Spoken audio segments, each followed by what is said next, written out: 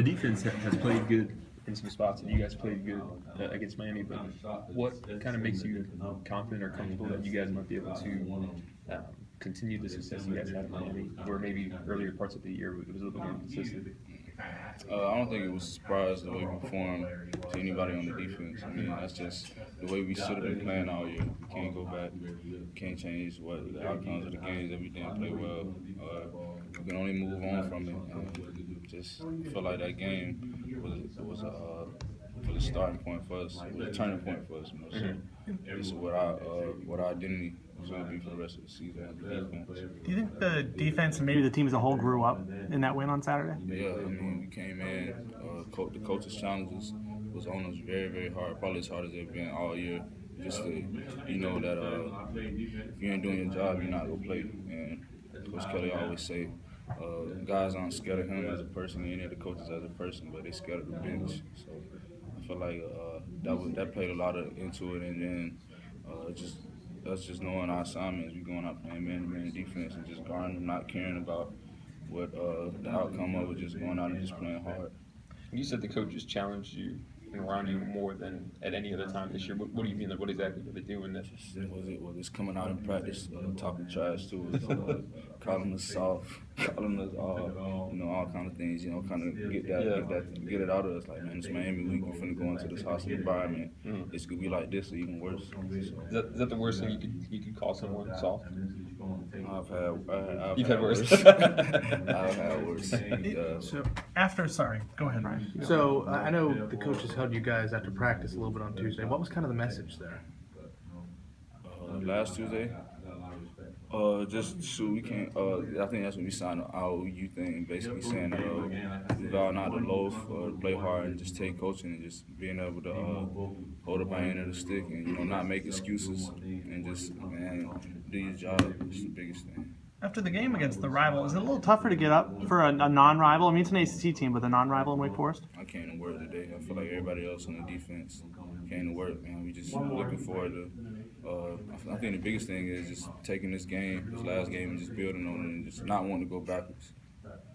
Marquez, how's it been having Ermon back in the secondary? Ermon's been playing well.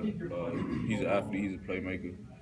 He switched over from receiver to play. He didn't come over here to sit on the bench. And he's big, he's physical, and he flies around and play hard. So that's always a compliment. Did you know it was going to happen, or did you just go out there to practice one day and there he was? Like, how did he told me, he was like, I'm about to come to safety. I'm like, bro, you're not coming to safety. I didn't really believe him. And then the next day he had on a white jersey.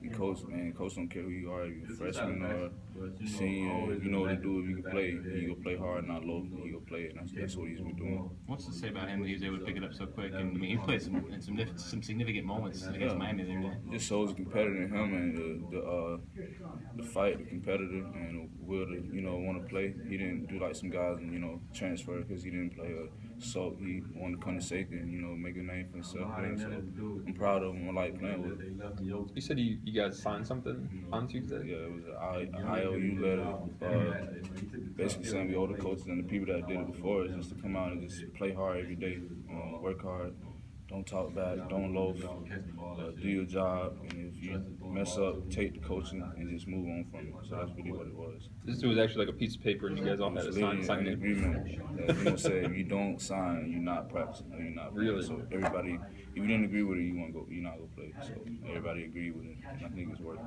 In your entire career, had you ever had to do anything like that before, whether high school or Pee Wee, other than like a permission slip? Nah. I mean, even with, just aside from that, man, just everybody just got to continue to be accountable. I feel like it's just a turning point in the season for us. Tavares now has 4 interceptions on the year. He's actually tied for the lead in the nation. Yeah. What have you seen him do? Is there anything you can attribute to it? I see him grow up a lot for one, and just if you make a bad play, if you have a bad play, he exit out really quickly, just move on, and just try to make the next big play for the team. That's what I try to beat in his head. If he miss a tackle, if he miss a PBU, or get his hands on the ball and don't catch him, it's like, bro, it's a lot of more plays in the game. You just got to come make the next one. From year 1 to year 2, how much progress have you seen him make? He's made a lot of progress. Just him coming in, being young, being a 5-star, really having to get over the entitlement part. and just coming in and having his spot challenged every day, and him being challenged by the coaches every day, he's grown up a lot. He's gonna be a great player for a long time. How banged up is this team right now, coming out of a very physical game against Miami? My neck hurts really bad. I tried to get up Sunday, my back was hurting, but it was fun, man. It's all worth it. Playing your rival team, and just winning, going out there and pissing off all the fans is great.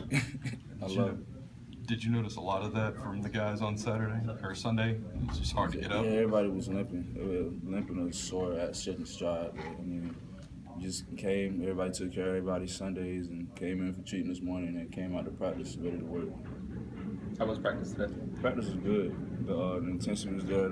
Everybody was getting to the ball. I feel like everybody was focused, not really thinking about last week, what happened last week, and just really focusing on Wake Forest because they're coming in 5-1. They're up right now. They were playing really well on offense. They got a great defense. So, I mean, this definitely isn't a pushover game. We got to come prepared like we did last week.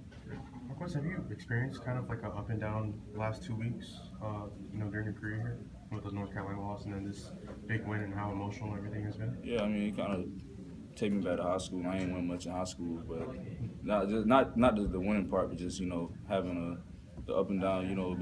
Losing the game by a field goal, an emotional swing, and then coming back, having to get up and get ready for your rival. So I wouldn't say up and down. I'm just saying it's football. It happens. You got to keep playing. What does it do for this team now? You keep the team under 19 points.